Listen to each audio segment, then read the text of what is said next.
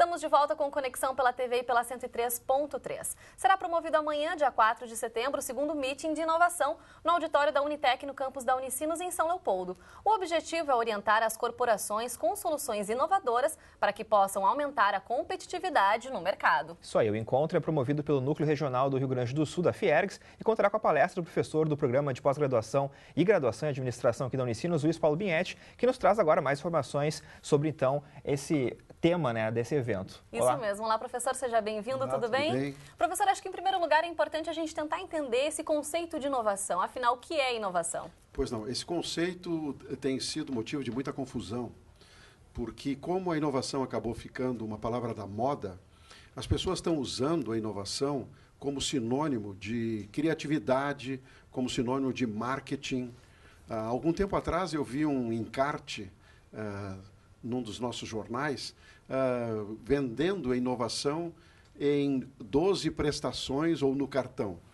Então, há um grande mal-entendido com relação ao conceito. Fundamentalmente, é muito simples. A inovação é diferente de criatividade. Enquanto a criatividade é justamente a novidade, a geração de ideias, a inovação é a aplicação dessas ideias na prática. Não existe inovação sem um resultado econômico ou um resultado social. Então, muitas vezes, quando se fala em inovação, a gente não se apercebe dessa natureza específica que tem a inovação. A inovação tem que ser vinculado a um resultado. Caso contrário, a gente chamaria simplesmente de invenção ou de criatividade, mas não de inovação. E o senhor acredita, então, que essa seja uma condição realmente básica para competir nesse mundo globalizado, professor? Sim, como consequência, a inovação tem que ser um processo continuado e gerenciado. Eu costumo dizer que a gente não inova por susto. O que eu quero dizer com isso? Puxa, faz 2 anos que a gente não faz nada, quem sabe a gente faz. Não, a inovação, na realidade, tem que ser um processo gerenciado, deve ter, então, princípio, meio e fim, e deve ser continuado, isto é, não significa que eu, ao lançar um novo produto ou um novo processo, eu possa descansar. Para esquecer, então, né? Já fez o trabalho... Já fiz, não, agora, daqui uns 3 anos me voltem a falar disso. Né? Sim. Não, tem que ser uma coisa continuada, tem que haver uma constante geração de ideias, uma constante elaboração dessas ideias e um constante processo de transformar essas ideias em realidades econômicas. E é uma obrigação, professor, então, a necessidade de inovação empresarial ou não? É uma coisa que o empresário pode escolher fazer ou não? Sabe que tem muita gente que comenta que isso é um modismo, né? Uma moda que vai passar. O senhor acha que é isso mesmo? Não. Não, eu sempre costumo dizer que se a empresa inova por inovar, não tem sentido, certo? Inovar por simplesmente dizer que eu estou fazendo algo que todo mundo faz, não tem sentido. O ideal seria sempre alinhar a inovação a uma estratégia que a empresa tenha de desenvolvimento. Então, eu preciso buscar alguma coisa que seja útil para o futuro. Então, eu sempre preciso compatibilizar o curto prazo com o médio e longo prazo. Então, eu preciso desenvolver algumas ações para curto prazo, mas eu preciso também desenvolver ações para o médio e longo prazo. Para inovações de curto prazo, para soluções de curto prazo, eu vou precisar menos aporte de conhecimento e de inovação. Mas para o longo prazo, evidentemente, eu vou ter que pensar em novas soluções, em coisas muito mais criativas.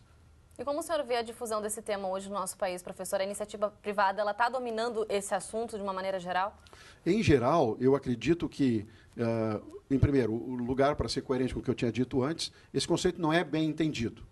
Fica muito mais como uma palavra da moda, todo mundo fala em inovação, basta abrir o jornal, dificilmente não tem uma manchete em que não apareça inovação. Algum tempo atrás eu me surpreendi, inclusive, com uma manchete de um dos nossos jornais, por ocasião da última Expo Inter, ou da penúltima Expo Inter, dizendo ovinos inovam.